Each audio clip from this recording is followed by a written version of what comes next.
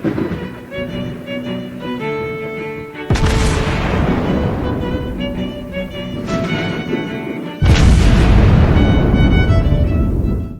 everyone, and welcome back to World of Warships Blitz with Terry. Today we are looking at a premium ship, and yes, I know I said I will not be featuring premium ships that often anymore unless they're interesting. Well, this one fits the bill. It's interesting because it's, first of all, it's German. It's the Weimar, the Tier 7 light cruiser. And the Weimar also has, well, something else that's interesting about her. But we'll get to that in a minute. For now, let's just take a little bit of a look and see what this ship is like. Now, to nobody's great surprise, the Weimar never existed, but when I was researching where Wargaming got the idea for the Weimar from, because they usually don't make ships up completely, there's often a draft or a design or something, I came actually across something else, because for the longest time I thought that the York at the Tech Tier 7 was completely made up, and she isn't. Apparently the York is based on an early design for the Deutschland class. So what happened was that from the Treaty of Versailles, the Germans weren't really allowed to build anything. Well, anything really. And in terms of navy, they were allowed one thing, that was to replace battleships of a certain age, but only with things up to 10,000 tons displacement. Now, while everybody else was building treaty battleships of around 35,000 tons, the Germans had to effectively build a cruiser. And some of the early drafts were kind of iterating between building an actual cruiser and building something that was relatively small but had pretty big guns for its size. And that's more or less what the Admiral Graf Spee that we have in game at Tier 6 actually ended up with. But this is the design 1/10. I think, one of the first, or the first design that was for an 8-gun heavy cruiser to replace one of the aging battleships. Now, obviously that ship was never built, but the Weimar is effectively, and you can sort of see it. Let me take the camo off actually, then it's easier to see. So you see how similar these ships are, right? If you put them next to each other, they almost look identical, honestly, except for the shading, and the big difference is in the guns. So let's start comparing these. So if we take the Weimar and the York and compare these two, and the very first thing, and this is why I said this is actually an interesting ship, little stand out here is that the Weimar is the second ship to receive the spotter plane ship skill, or the scout plane as they call it here. So what it does is for 30 seconds you get your main gun range increased by 12%. It doesn't only do that though. I think it can spot actually, and I'm not 100% sure about this, but I think it can because it is an actual operational airplane in-game, so it can be shot down. But I think it can also air spot things around you, and it gives you an elevated view, which makes it a lot easier to shoot over like small islands where someone is hidden behind and you can't really see them. Now we've had this, what was it, the Black Yamato or something, I think had that. And introduce that. So how much sense is this going to make on a light cruiser? Because this is a light cruiser.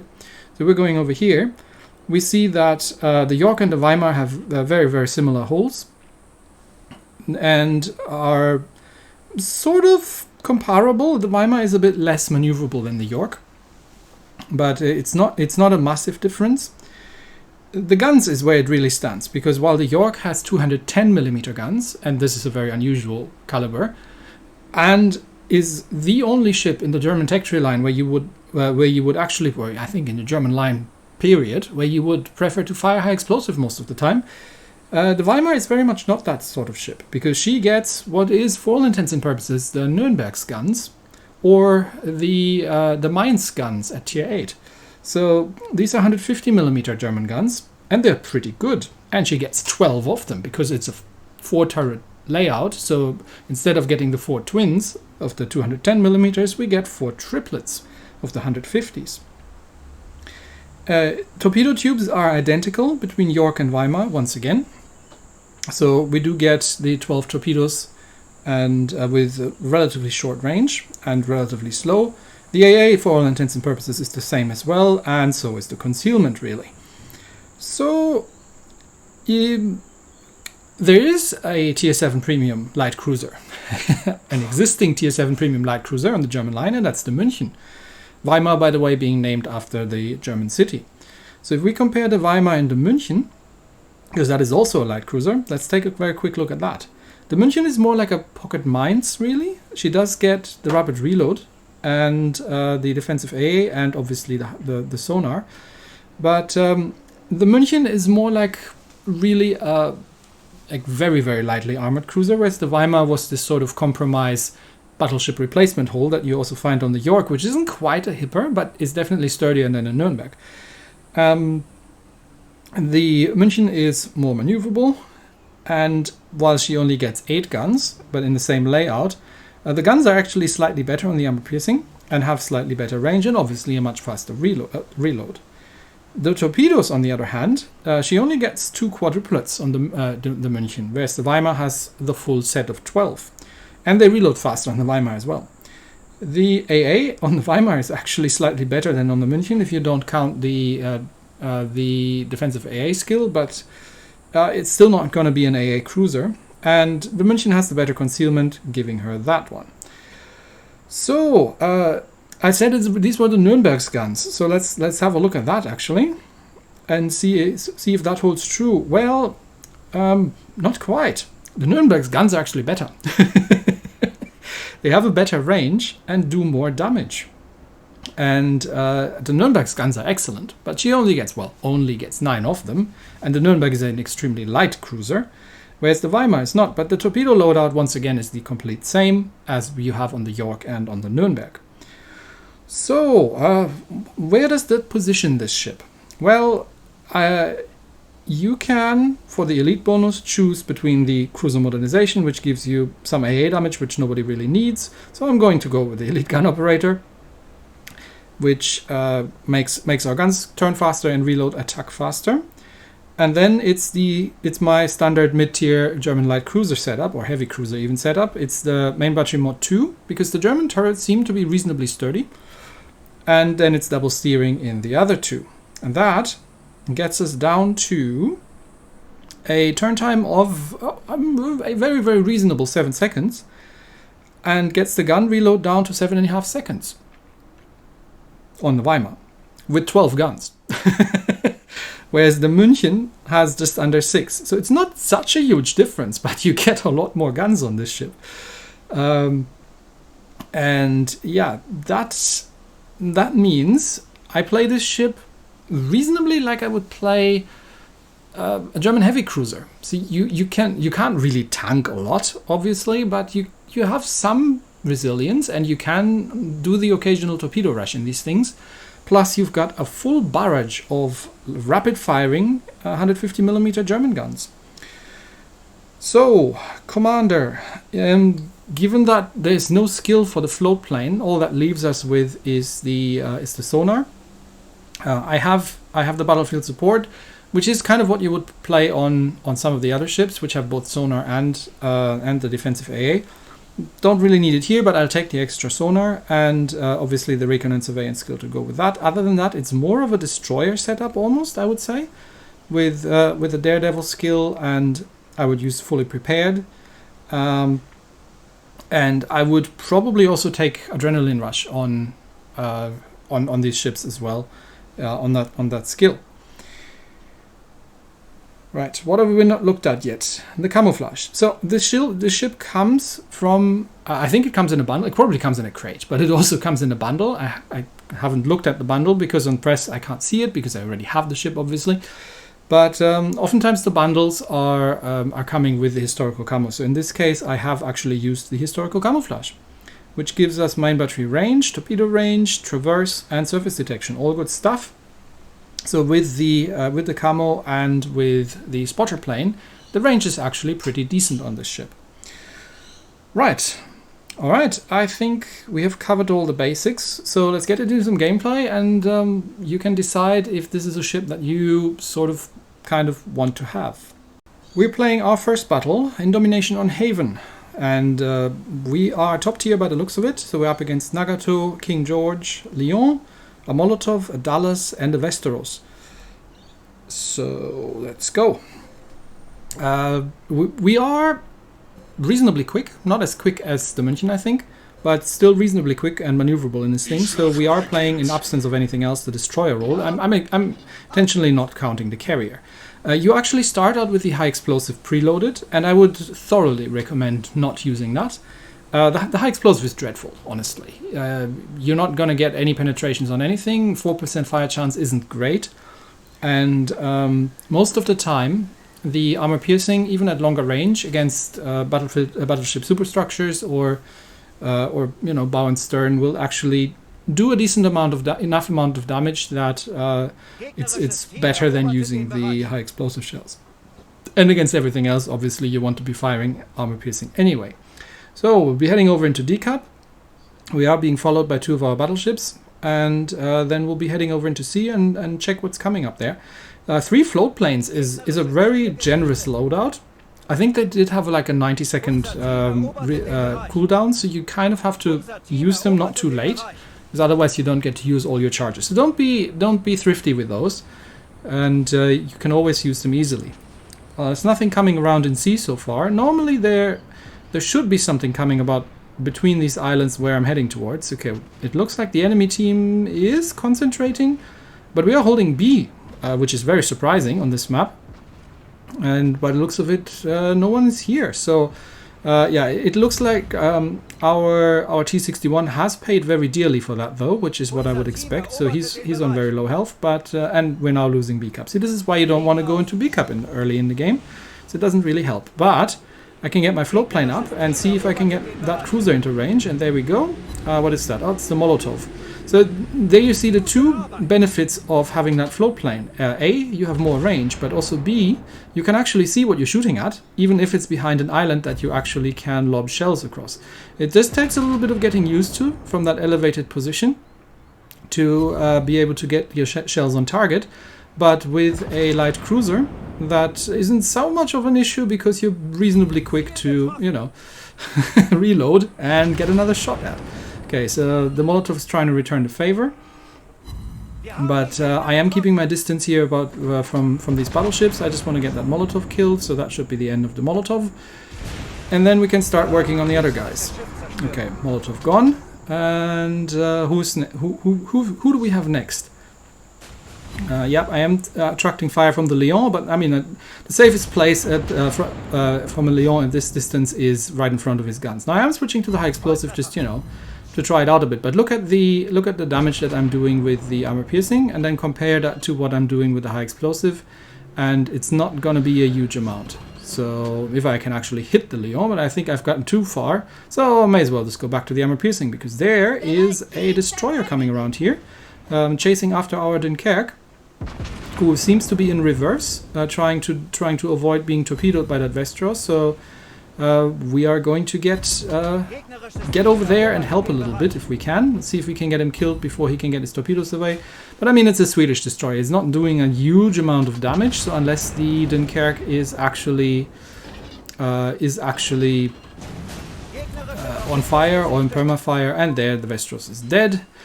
But we had a Dallas sneakily coming around, so they are now holding 3 caps and they're catching up on points. So we're going to have to go and turn around. Now, this is a bot independent, so he's pretty good at running away, but you can't easily run away from shells. So once again, we get the float plane up just to be able to see what we're shooting at. But I think we are getting relatively close to that island. But I can still lob over it, even though it's a German. These are German guns. Okay, these ones are hitting the island. So we did get some shots across. Like I said, you've got 3 charges of this. Don't be thrifty about it. And I'm not sure what the Dallas's plan is here, but except for maybe trying to kill the bot carrier, but he's not going to get him killed. And yes, like I said, you have the same torpedo loadout like you have on a York. So that's a very dead Dallas. Well, let's get some shots in for good measure, but he dead. Okay. So that's that. Someone is recapturing DCAP, and we are still ahead on points because we're leading 3 kills to 1. So once again, I'm going to try and see if I can get some fires. But yeah, generally, most of the time, it's at best equal. It'd be great if we could get that Lion killed. But, okay, well, we'll take the King George under fire then. The Leon seems to have been able to escape. Maybe the Nagato can get a shot at the Leon. And yeah, you see the high explosive is just doing semi-pens for very, very little damage. I mean, it adds up, and the 4% fire chance on 12 shells isn't terrible, but most of the time it's worth a try. But as you can see, I'm already switching back to the armor piercing after the next salvo because, you know, I'm close enough that I can reliably target this thing anyway, so I may as well start doing some real damage. And given that the King George doesn't seem to be wanting to shoot at me, I'm slowing down a little bit to get the turn through. And he is sitting there nice and broadside for the Nagato to blub him. But this is the other thing you can do with German cruisers, especially with the variety that has a fair amount of torpedoes. So armor piercing into the bow section does very reliable damage. And now we're torpedo rushing the King George. And the King George is realizing... the error of his ways, really, is holding his guns. It's difficult to tell with these guys which ones are the mains and which ones are the secondaries because they're all firing high explosive. But we are going to get the torpedoes ready, and once we're nice and close, and he has no chance of dodging, that's when we make our turn. Obviously not damaconing the fire. He is accelerating, so we're just going to lead the torpedoes a little bit. And then donk some more shots into the bow section. Seems like he didn't even have his guns ready. So that is a very, very dead King George V. Yeah, he's not setting another fire, but okay, the Nagato takes him out, and that's the end of the game. You're tier 7. You can still often pull these sort of moves. It's like if you're in a tier 8 game and you're up against people who know how to counter this.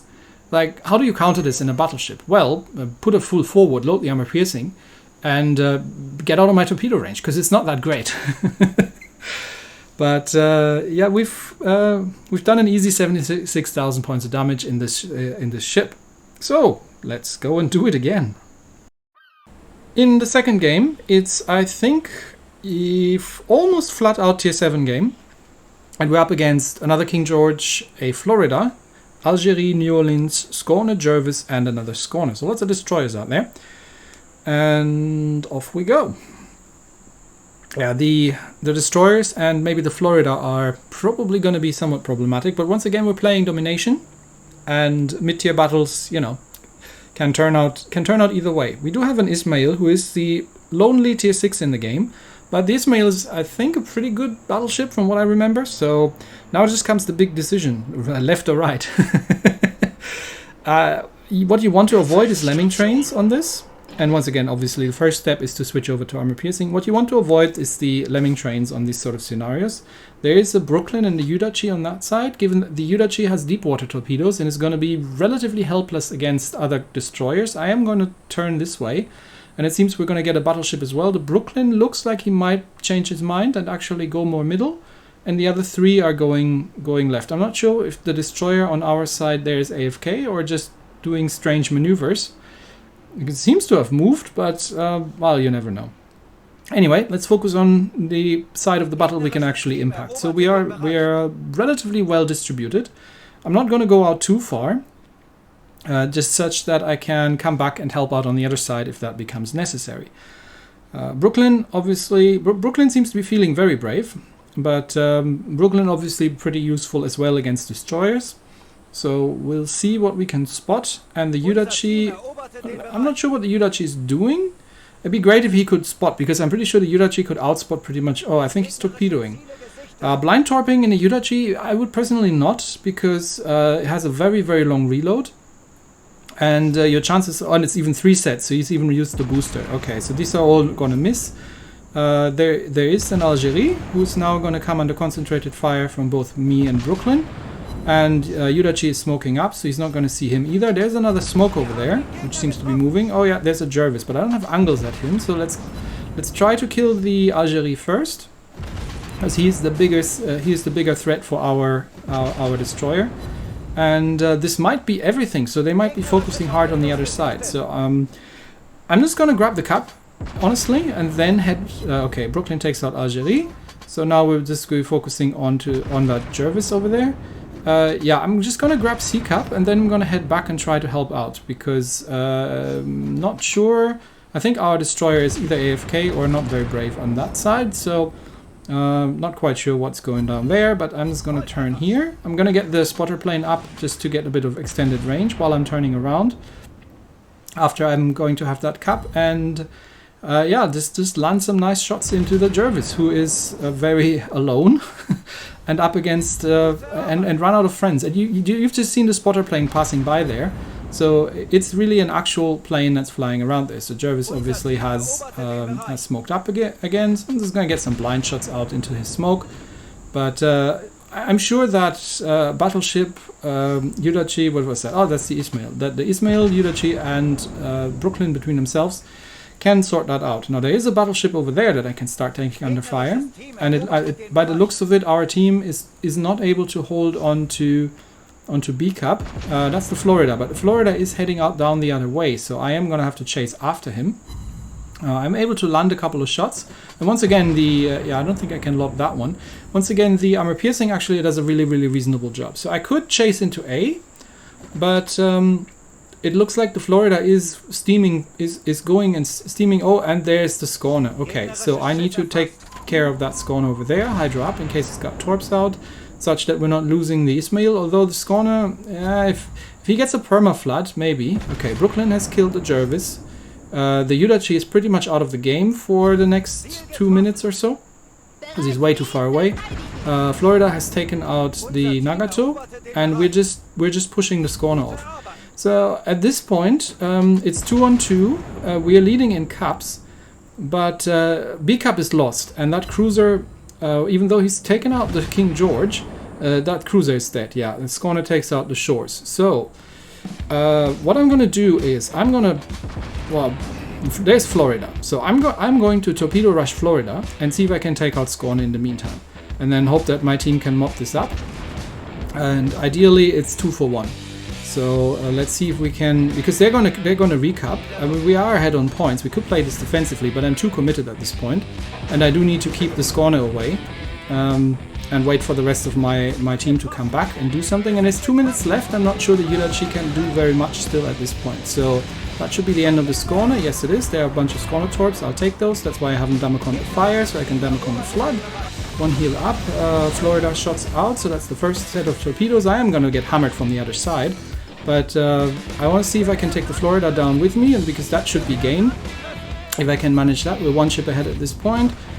Second set of torpedoes around, and I am getting hammered from the other side as well. So I've got the torpedoes away, so yeah, that fire doesn't concern me. But I think, yeah, the Florida has survived actually, but on reasonably low hit points. So we can. Well, we can hope that our team can pull it off. We've traded reasonably well to ensure that these guys aren't coming through. I mean, a full health Florida against... I just don't have the time to whittle that thing down, honestly. And neither has our team. Because we only have the tier 6 battleship there. And again, I don't know. I'm not sure if the Yudachi would have had torpedoes ready. So I figured that was the best course of action, honestly. And we'll see how it plays out. It's 3-on-3, but we're ahead on points. And because of the defensive action around B Cup, there is still another Scorner there, but I think they are focusing down the Florida, which is the right thing to do. That's why I got this thing on such low health. Because Florida against Brooklyn usually doesn't go very well, and yeah, the Brooklyn just found that out the hard way as well. There are some Yudachi torps coming in. There might actually, something might be hitting the New Orleans. Yeah, not bad. There's a second set, but New Orleans is bow in. Now Scorner doesn't have the DPM to take out Ismail that quickly, and Brooklyn is now focusing on doing exactly the right thing and focusing down the Scorner.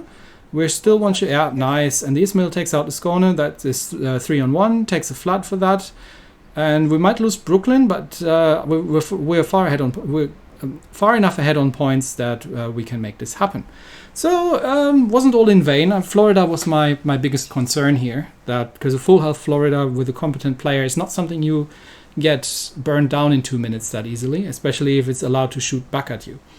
So yeah, the Weimar, very fun ship, very fun light cruiser. It's like a pocket mines, but at tier 7. And it plays a bit like a Shores, but with a lot more torpedoes and a bit sturdier all in all, allowing you to do these sort of rushes when you when the situation comes up, and it's fun as well. Just putting that out there. But yeah, very good ship. Can't complain. Is it worth the money? That's for everybody themselves to decide. Do you want to... It seems to be out in a bundle, but once again, I haven't seen the bundle. I don't know how much it costs. Tier 7 Premium is usually going to be about the price of a full full PC or console game. So is that worth it for you? You got to decide for yourself. But definitely not a bad ship. So very much enjoying playing that. Anyway, that's it for today. Thanks, everybody. And I'll see you next time. Bye-bye.